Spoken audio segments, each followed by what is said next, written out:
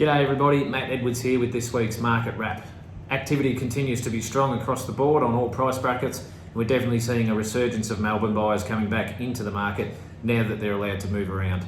The upper end of the market, above $1 million, is very buoyant. Never seen so many properties in the last few months transact in Ballarat above that $1.5 million mark, and a lot of them around the $2 million mark. And it's not just the Melbourne buyers that are doing that, it's actually local money. A lot of that's driven off the back of not being able to travel. People have spare money, interest rates being so low. So we're seeing a lot of people upgrade their standard of living by having a resort style home or upgrading their comforts, having bigger backyards, or moving to the country and lifestyle type areas to get that feeling of space. Should this COVID pattern of lockdowns continue down the track, hopefully it doesn't.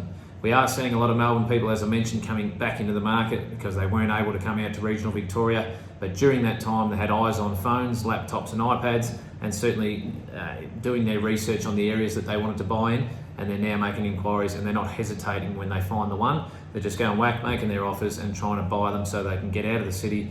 We do notice a lot of them are keeping a property in Melbourne should they decide to go between and commute.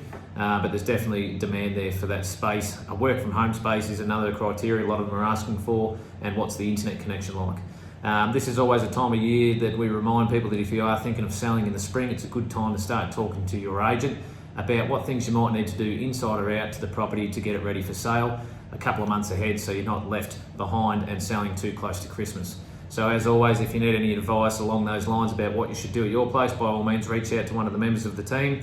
Market is continuing to be good now, will continue up until spring, so whether you go in winter, spring or summer, don't think it'll matter this year. Ballarat is certainly in demand, and we'd certainly love to help if you're thinking of doing anything in real estate. Thanks for watching, we'll see you next week.